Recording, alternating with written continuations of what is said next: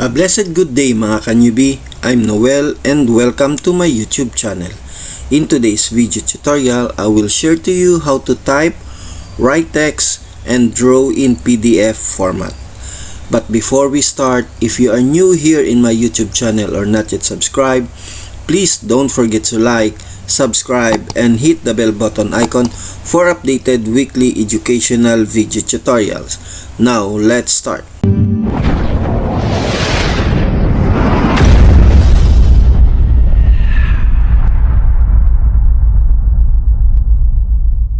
Okay, first, bago tayo mag-umpisa ay papakita ko lang muna sa inyo. We have here a 2 example PDF format na gagamitin natin on how to write, type text, and draw in our PDF format. So first, pakita muna natin tong sample PDF na una. So open ko lang siya sa PDF reader. Okay, so ito yung itsura ng PDF reader natin. So mamaya, papakita ko sa inyo dito kung paano tayo mag-add ng signature over printed name. So that is a draw and write text.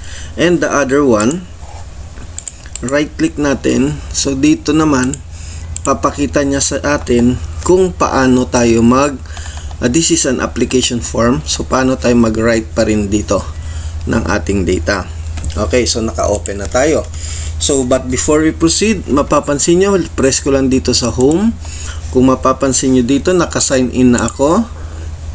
Okay, so at ang aking account ay expired na. So, this is only kasi a trial version. So, matagal ko na siya nagagamit, but this is a trial version na lang.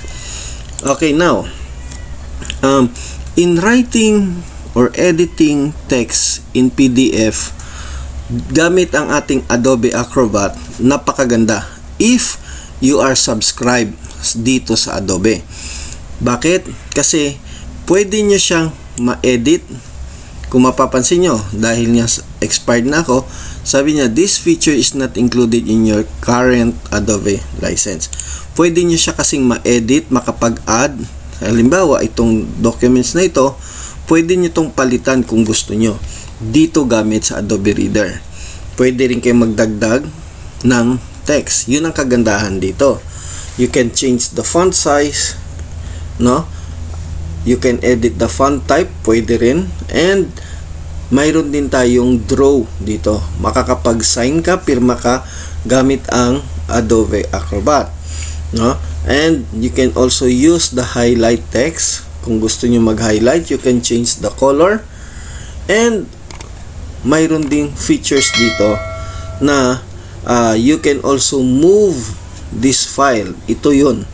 So pag kinlik nyo yan, i-highlight nyo ito, then i-move nyo na lang siya kung saan nyo siya i-move. Kaso hindi natin magagawa dahil we are not subscribed, no?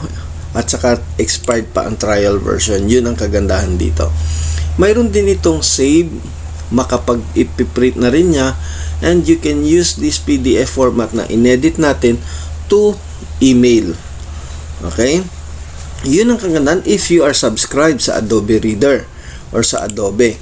Then dito naman sa ating application isa, we can add information in our application form or in any application form natin. But obviously karamihan sa atin ay hindi maka-afford or hindi priority lang ang ating PDF na paggagastusan. But ang advantage niya ay napakaganda.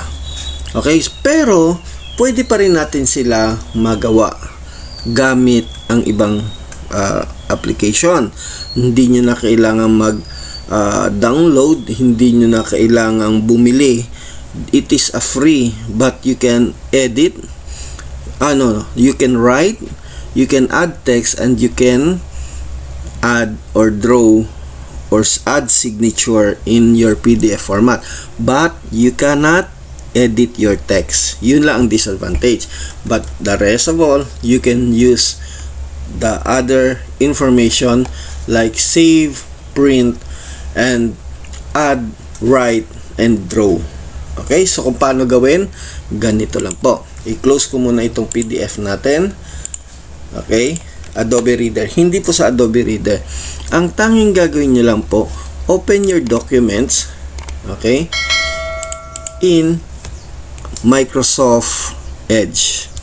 In Microsoft Edge, dito may options ang Microsoft Edge ng paano mag-add ng text. Ito yon.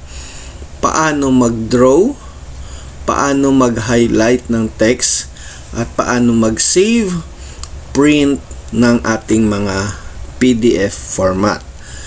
But you cannot move the file or the text or the drawing in one place to another. Okay, so ipakita ko na sa inyo. For example, itong text na ito, so add text, click ko lang siya, then dito halimbawa natin magdadagay, ilagay nyo po yan, then i-type nyo po yan, for example, ang file name niya, add PDF file, sabi niya, let's say sample that, let's say open parenthesis sample.pdf, then close parenthesis.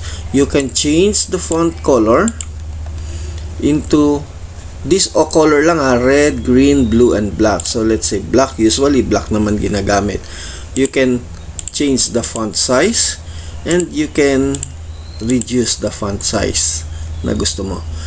But iisa lang po ang font type na pwede nyong gamitin.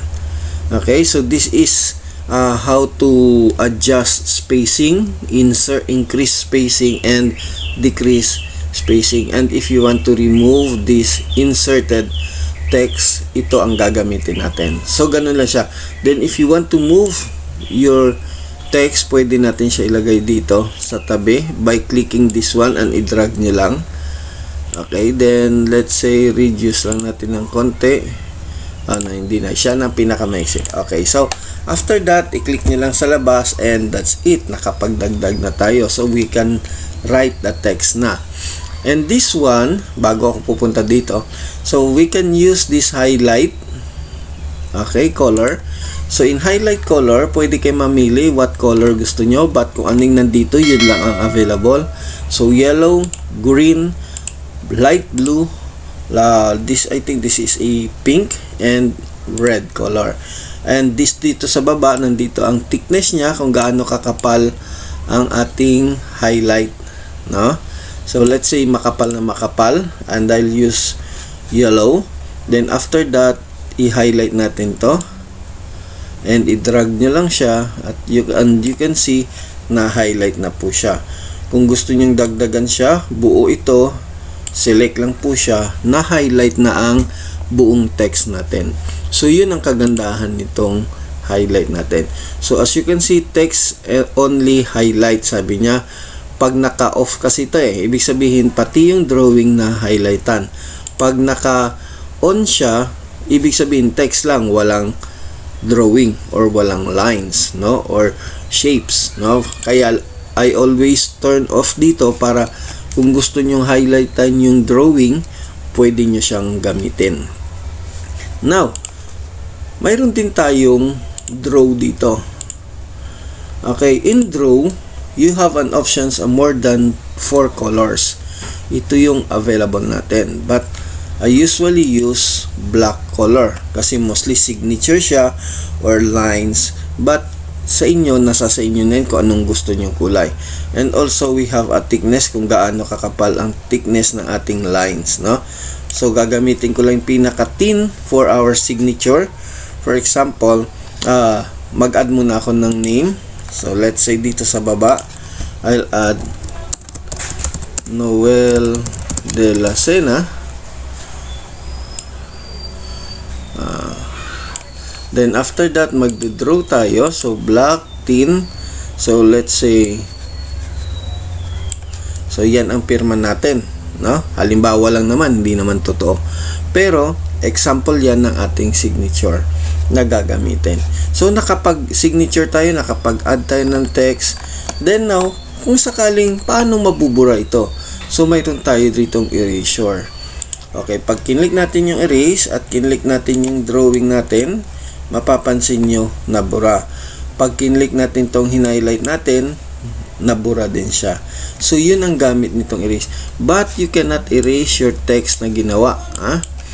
Ang gamit lang ng erase is for the drawing and for the highlight. Okay? Paano mabubura ang text natin? So, all you have to do is click nyo lang yung text na yon na inad nyo at i-delete nyo lang siya dito. So, click nyo lang yan and after that, click the delete options. Okay, pag kontento ka na, nakadagdag, nakapag-add ka na, nakapag-write ka na, nakapag-highlight ka na, nakapag-draw, you can save or print using this save button or save as button, and you can use these print options and print direct to your printer. Yun ang kagandahan nito. In application form, open natin, pakita ko lang sa inyo. Okay, so this is an application form. Zoom out ko lang siya. Okay, so pag nag-fill up tayo, same procedure din. I-click nyo lang ito, then click nyo dyan, then type Mr. Kasi sa personal data. So, Mr. Itapat ko lang dyan. Then after that, palitan ko yung color. So, black. Next, i-type ko naman De La Sena. So, i-move ko siya ulit. I'll arrange it para maganda, pantay-pantay. Then, after that, Noel. So, diretso tayo hanggang dyan. Then, after that, hindi nyo siya mabubold, hindi nyo siya ma-italics, no? Lahat yan. Then, let's say, highlight natin. Lagyan natin ng highlight before July 16. Okay? And highlight natin ng, let's say, green. Example lang naman to. Ang ating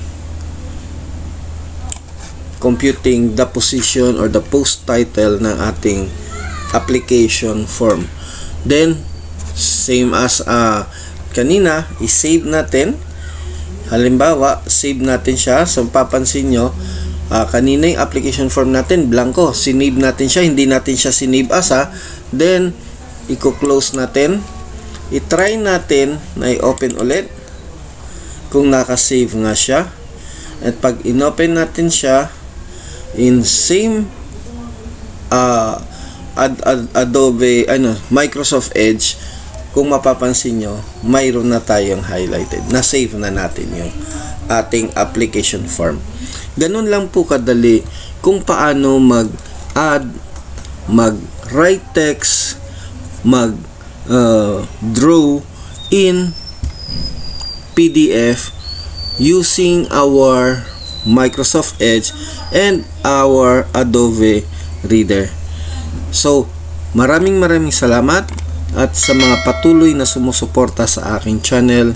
God bless you all and stay safe. That's it mga ka-newbie. Sana meron na naman akong naibahagi sa inyo na bagong kaalaman, at para sa mga susunod na video tutorial, mag-subscribe to this channel and click the bell button icon para sa mga updated video tutorial. If you have any comment, suggestion, don't hesitate to comment below. See you mga ka-newbie, hanggang sa muli. God bless and stay safe.